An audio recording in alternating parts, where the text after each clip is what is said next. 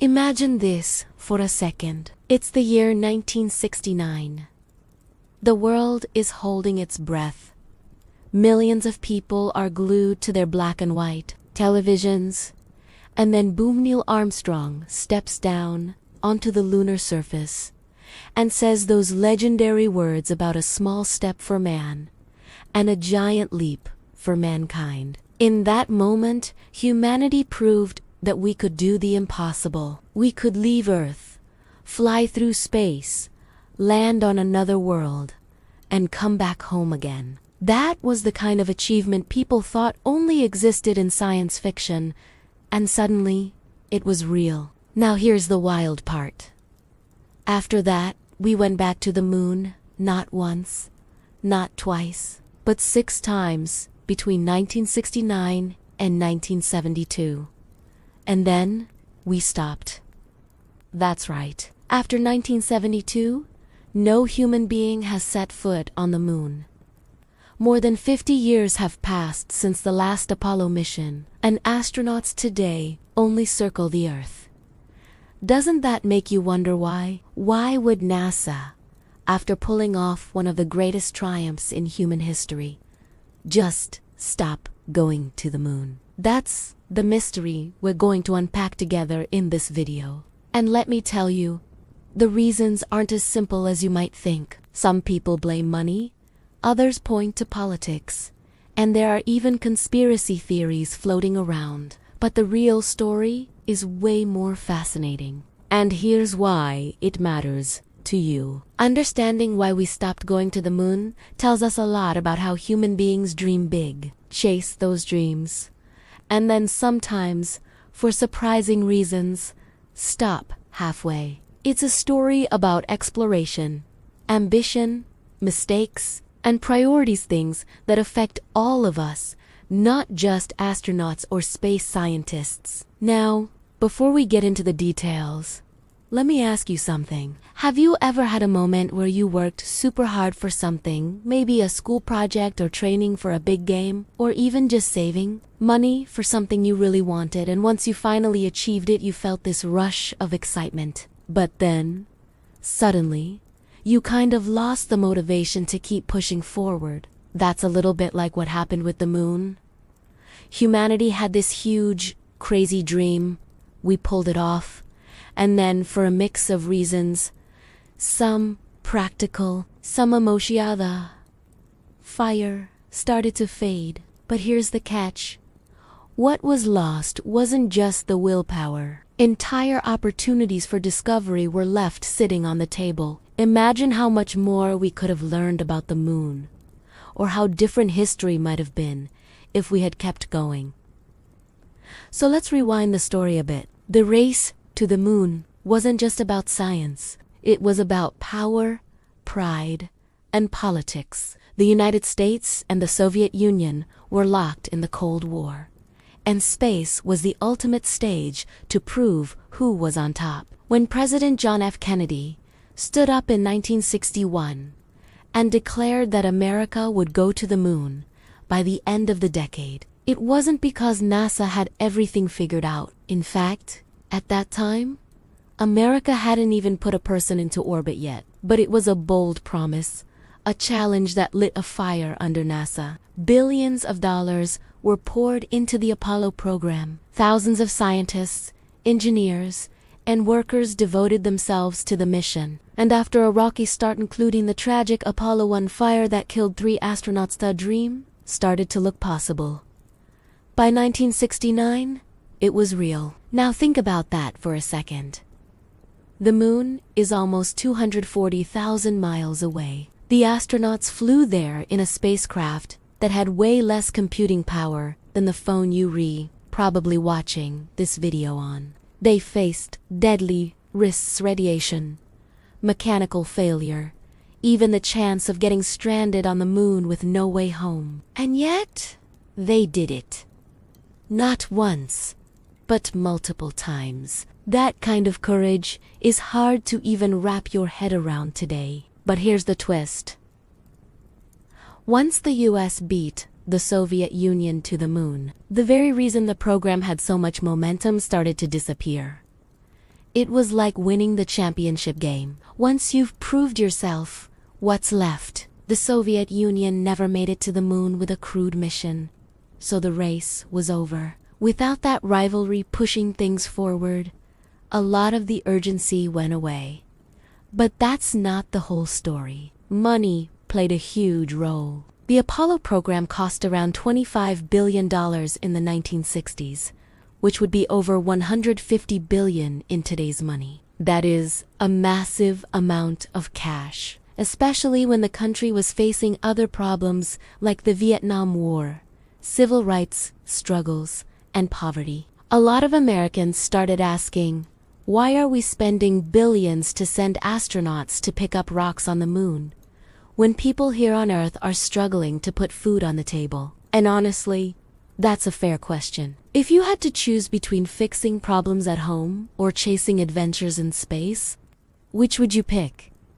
See how it gets complicated. And then there's the human side of it. You might think astronauts would always be eager to go back, but imagine being one of those early pioneers. Every mission was life-forward. Apollo 13 nearly ended in disaster when an oxygen tank exploded, forcing the crew to fight for survival just to make it home. That mission became known as NASA's successful failure, because even though they didn't land on the moon, they managed to bring the crew back alive against impossible odds. But it was also a big reminder. This was dangerous. One wrong move, one broken piece of equipment, and the world could be watching a tragedy unfold live on TV. Politicians and the public started to wonder if it was worth the risk. Now, here's where it gets really interesting. After Apollo 17, in 1972, NASA had more moon missions planned. There were supposed to be Apollos 18, 19, and 20. The rockets for them were even built, but one by one, those missions were canceled. Why? Budget cuts. The excitement was fading. The costs were huge, and leaders decided that America had already proven its point. The last men to walk on the moon, Gene Cernan and Harrison Schmitt, left in December 1972. Cernan looked back at Earth, knowing he might be the last human to ever stand on that alien surface. And he called it the saddest moment of my life. And guess what? He was right. Decades later, no one has returned. But before you think this is just a sad ending, let me throw another question at you. Did stopping moon missions mean NASA gave up on space? Not at all. In fact, it shifted focus. Instead of going back to the moon, NASA started pouring resources into building the Space Shuttle, satellites, the Hubble Space Telescope, and eventually, the International Space Station. In a way, we traded moon dust for low Earth orbit science. That gave us huge breakthroughs, like learning how humans can live in space for months at a time, fixing satellites in orbit, and sending robotic probes to every planet in the solar system. So yes, we stopped going to the moon, but that didn't mean we stopped exploring. Still, the question lingers. Why not both? Why couldn't we keep exploring the moon and also move forward with new projects? That's the part that leaves so many people scratching their heads. And maybe, just maybe, the answer has to do with how humans think about goals. When we chase something because it's urgent, like beating a rival or proving a point, we can pull off miracles. But once that urgency fades, keeping up the same effort is a lot harder. Maybe it was not just about money or politics. Maybe it was also about human psychology. And that brings us to the next big piece of this puzzle. What happened after Apollo that shaped NASA's future, and why decades later, people are asking once again, when are we going back? Because here's the kicker. After 50 years, we actually are planning to return. NASA's Artemis program is getting ready to send astronauts, including the first woman and the first person of color, back to the lunar surface. private companies like SpaceX are also stepping in with their own big dreams. But to understand where we're going, you need to know the full story of why we stopped in the first place. And trust me, it gets even more fascinating when you see the hidden reasons behind it all. So stick with me, because in the next part, we're going to peel back the layers of history even more and look at the political battles, the cultural shifts, and the forgotten moments that explained why humanity turned away from the moon for so long. You might be surprised by just how much it reveals about us as a species. So here's where things get even more interesting. We left off with NASA canceling Apollo 18, 19, and 20, leaving the moon behind after 1972. And on the surface, it sounds like it was just about money and fading excitement. But if you look closer, you'll see that the story is much bigger than that. It's not just about canceled rockets. It's about politics, public opinion, shifting priorities, and even how human imagination works. Let's dig deeper, because this is the part of the story most people never really hear. Imagine you're a politician in the early 1970s. You're dealing with the Vietnam War, inflation, protests in the streets, energy crises, civil rights marches, and pressure to spend money on social programs back home. Meanwhile, NASA is saying, hey, give us billions so we can keep flying to the moon. Now, don't get me wrong, the moon landings were wildly popular in 1969. But by the time Apollo 12 and Apollo 14 rolled around, the public was already starting to lose interest. Believe it or not, TV networks even stopped broadcasting some of the later missions live, because people weren't tuning in anymore. Can you imagine? Humanity is walking on another world and people are like, hey, I've seen this episode before. It sounds crazy now, but at the time, it was reality. Once the Soviet Union was out of the race, the drama was gone. The sense of, we have to do this before they do had vanished. And without that, a lot of Americans wondered, why are we still going back? That change in attitude gave politicians an excuse. They could look at the budget and say, look, people aren't as excited anymore, and we've got pressing problems right here on Earth. Cutting the last Apollo missions became an easy way to save billions and score points, with voters who wanted money spent closer to home. So in a sense, it wasn't just NASA that stopped going to the moon, it was society. The passion had cooled, the spotlight had moved on, and without public support, Apollo didn't stand a chance. But let's pause here. Why does this matter? Because it shows something about how human beings make decisions. We don't always choose based on long-term vision. Often, we go with what feels urgent, what gets attention in the moment. And in the 1970s, the urgent stuff wasn't on the moon. It was down here, on Earth. That shift in focus is one of the biggest reasons humanity's footprints are still frozen in lunar dust, untouched since 1972. Now, let's talk about NASA itself. After Apollo, NASA didn't just shut down. It had to reinvent itself, and that's when the Space Shuttle program was born. The shuttle was pitched as a reusable, cost-effective way to get humans into space. Instead of building new rockets for every launch like Apollo, the shuttle could be flown again and again, like a space plane. Sounds amazing, right? But here's the catch.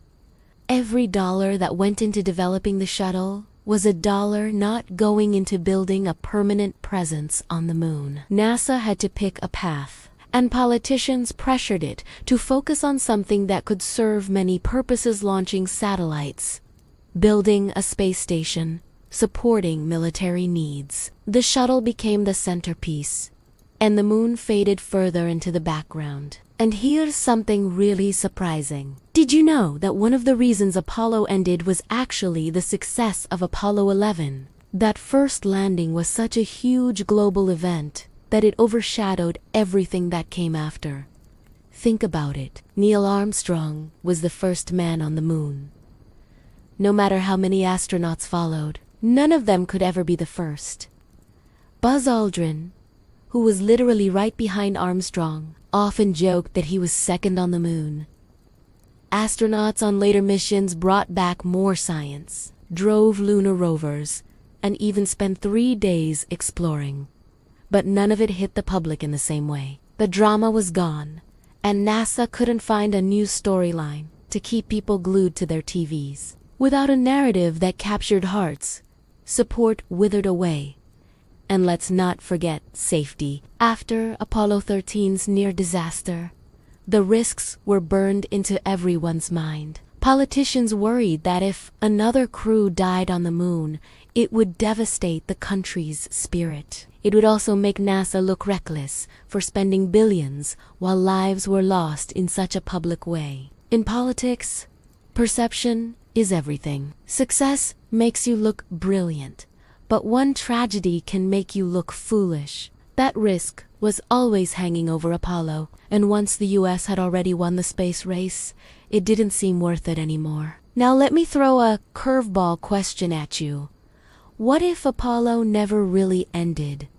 What if it simply transformed? Think about it. The moon missions gave NASA the knowledge, the technology, and the confidence to dream even bigger. Without Apollo, there would be no space shuttle. Without the shuttle, there would be no Hubble telescope or International Space Station. Without those, we wouldn't have learned how to live and work in space long term. In a weird way, by stepping back from the moon, NASA stepped sideways into something equally revolutionary. It wasn't a straight line forward, but it was still progress. Still, though, we can't ignore the frustration. People look back and wonder, if we could go to the moon in the 1960s with primitive technology, why haven't we gone back with all our modern advances? And that's a fair question. But the answer is more complicated than just technology. Going to the moon isn't like taking a road trip. It's insanely expensive, risky, and requires national-level commitment. In the 1960s, the Cold War gave us that commitment. In the decades since, no single driving force has lit the same kind of fire. Without a rival to beat, or a clear reason to spend that much money, politicians haven't pushed for it. And NASA can't act without the funding and direction from Congress. So it's not about ability, it's about priorities. But here's something really fascinating that most people don't know. After Apollo was canceled, some of the rockets that were supposed to go to the moon were repurposed for something else. Skylab was America's first space station, launched in 1973. Built using leftover Apollo hardware. It showed that NASA wasn't done exploring it, just had to adjust. Skylab astronauts lived and worked in space for weeks, conducting experiments, fixing equipment, and laying the foundation for what would later become the International Space Station. So while the dream of the moon faded, the dream of living in space stayed alive. And that dream would shape the next 50 years of exploration. Now, I want you to picture this. You're an astronaut in 1972, standing on the lunar surface. You know it's the last mission, the last chance to walk here for who knows how long. Gene Cernan, the commander of Apollo 17, knelt down and traced his daughter's initials into the moon dust. He knew those marks might last for millions of years. That's how long footprints last on the moon, because there's no wind or rain to erase them. It was a personal moment, but also a symbolic one. Humanity was leaving, maybe for good, and nobody knew when we'd be back. Isn't that haunting? The last man on the moon left not just footprints, but a reminder of how fragile progress can be when priorities shift. And speaking of shifting, let's fast forward. The 1980s and 1990s were dominated by the shuttle and satellites. But the moon never completely disappeared from NASA's radar. Plans were made here and there to go back, but they always got stuck in the same place: money and politics. Every new president would announce bold visions for space, like building moon bases or going to Mars. And every time, the budgets didn't match the promises. It became a cycle of big dreams and little follow-through. The moon remained this distant memory, a place we'd once conquered but couldn't seem to return to. But here's the twist that keeps this story alive: the moon never stopped calling us back. And now, for the first time in half a century, we're actually answering that call again. NASA's Artemis program is aiming to put humans on the moon by the mid-2020s. Unlike Apollo, Artemis isn't just about planting flags. It's about building a long-term presence, learning how to use lunar resources, and preparing for even bigger missions to Mars. That's a huge shift, and private companies like SpaceX and Blue Origin are making it more possible than ever, with rockets that can be reused and missions that cost a fraction of what Apollo did. So, looking back, was it a mistake to stop going to the moon? Or was it just part of the journey, a necessary pause that allowed us to grow in other directions?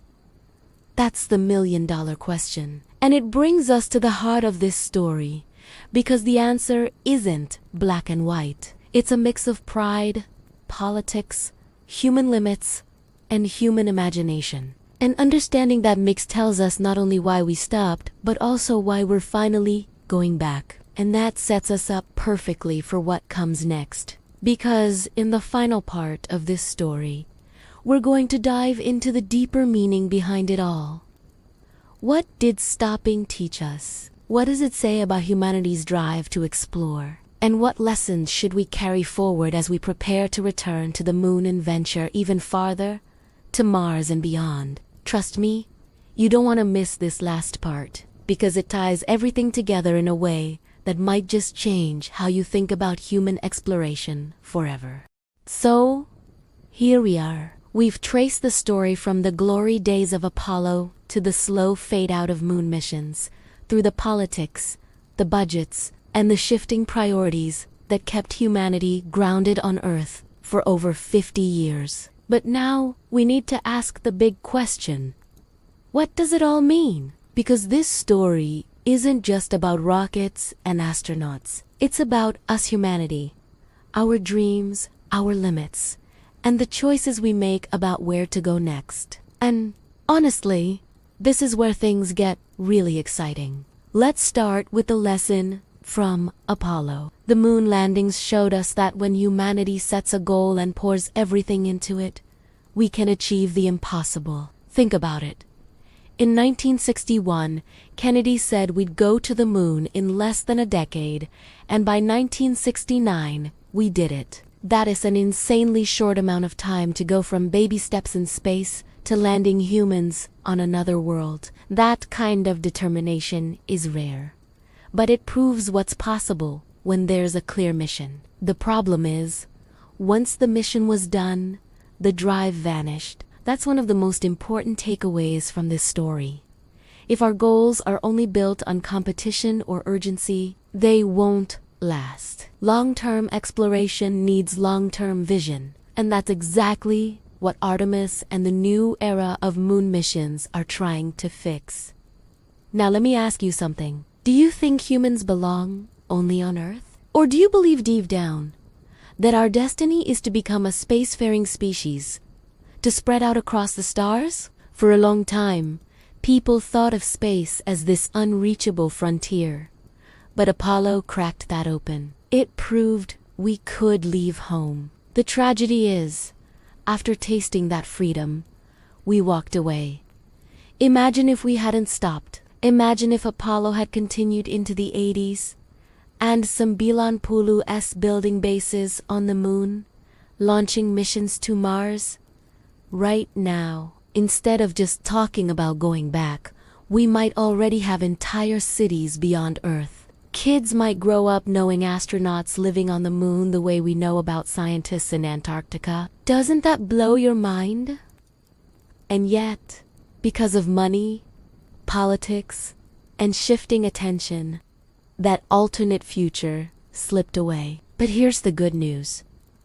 The pause doesn't mean the dream is gone. If anything, it's stronger now than ever. The Artemis program is setting out not just to go back, but to stay, to create a sustainable presence on the moon. One that teaches us how to survive on another world and use what's there to support life. Think about it. The moon has water ice in its shadowed craters. That ice can be turned into drinking water, oxygen, even rocket fuel. Suddenly, the moon isn't just a destination, it's a gas station, a stepping stone to Mars and beyond. And here's the best part. This time, it's not just NASA. Private companies, international partners, and new technologies are all part of the plan that spreads the cost, multiplies the creativity, and makes the dream more realistic. Now, I know what some of you might be thinking. Why does any of this matter to me? I'm not an astronaut. I'm not a scientist. I'm just living my life here on Earth. But here's the truth. Space exploration isn't just about astronauts. It's about all of us. Every time we push boundaries in space, it trickles down into everyday life. The technology created for Apollo gave us things like advanced computers, better materials, medical devices, even the memory foam in your mattress, the GPS in your phone, the satellite weather forecasts, the global communications. We rely on. All of that came from space research. By going to space, we solve problems on Earth. So when NASA stopped going to the moon, it wasn't just a pause in exploration. It was a pause in potential spin-offs, in innovations that could have made life even better down here. That's why going back matters. Because when we aim high, we improve life everywhere. And then there's the inspiration. Think about the power of seeing humans walk on another world. In 1969, kids all around the globe looked up at the moon and thought, if we can do that, what else is possible? It created an entire generation of dreamers, engineers, scientists, and explorers. That spark matters. It's not just about science, it's about hope. It's about showing humanity what we're capable of when we work together. And let's be honest, the world could use some of that hope right now. So returning to the moon isn't just about rocks and craters. It's about reigniting that fire of possibility. But we can't ignore the challenges. Even today, there are people who ask, why spend billions going to the moon when we still have poverty, disease, and climate change on Earth? It's a fair point. But here's the counter-argument. Humanity is capable of doing more than one thing at a time. We can fight problems on Earth while also investing in the future. In fact, space exploration often gives us the tools to solve those Earth problems faster. For example, satellites are essential for tracking climate change, predicting natural disasters, and helping farmers grow food more efficiently. Without space technology, those challenges would be even harder to face. So it's not an either-or. It's a both.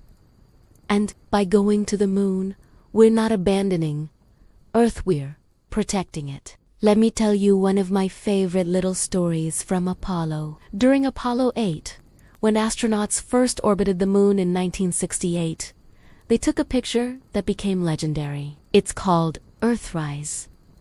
From their window, they saw Earth rising over the moon's horizon, a tiny, fragile blue ball floating in the vast blackness of space. That photo changed everything. People saw how small and delicate our planet really is. It fueled the environmental movement, reminded us to take care of our home, and showed that we're all in this together. So even if you never step foot on the moon, these missions have a way of reshaping how we see ourselves. And that, maybe more than anything, is why it matters. Now, here's the emotional punchline. In 1972, when Gene Cernan climbed back into the lunar module as the last man on the moon, he promised that we shall return with peace and hope for all mankind. For decades, that promise hung in the air, unfulfilled. But today, we're closer than ever to keeping it. Artemis is on the horizon. SpaceX is building giant rockets. Other nations like China are setting their sights on the moon too. It's not a question of if we're going back, it's when. And this time, we won't just leave footprints. We'll leave foundations. Bases, habitats, science labs, and maybe one day, even communities. The moon will stop being a distant memory and start being part of our everyday reality. So, why did NASA stop going to the moon? The short answer is money, politics, fading excitement, and shifting priorities. But the deeper answer is this: humanity achieved something incredible, and then lost sight of the bigger picture. We proved we could get there, but we forgot to ask the question, what comes next? Now, 50 years later, we're finally ready to ask it again, to answer it with action. And that's the real takeaway. The pause wasn't the end of the story. It was just the intermission. The next act is about to begin, and here's where you come in. Space exploration isn't just for scientists and astronauts, it's for everyone. The more people care, the more support grows, and the faster humanity moves forward. So, if you've enjoyed this journey with me, if you've felt inspired, curious, or even just amazed, then be part of the movement. Hit that like button, leave a comment with your thoughts, and subscribe so you don't miss future videos where we dive even deeper into the mysteries of space. Share this video with a friend who's ever looked up at the moon and wondered, why did we stop? Because together, we can keep that dream alive. And who knows? Maybe one day, you or someone you know will be part of the next giant leap. Until then, look up at the moon tonight. Think about the footprints still waiting there, untouched for half a century. And remember, the story of space isn't over. In fact, it's just getting started.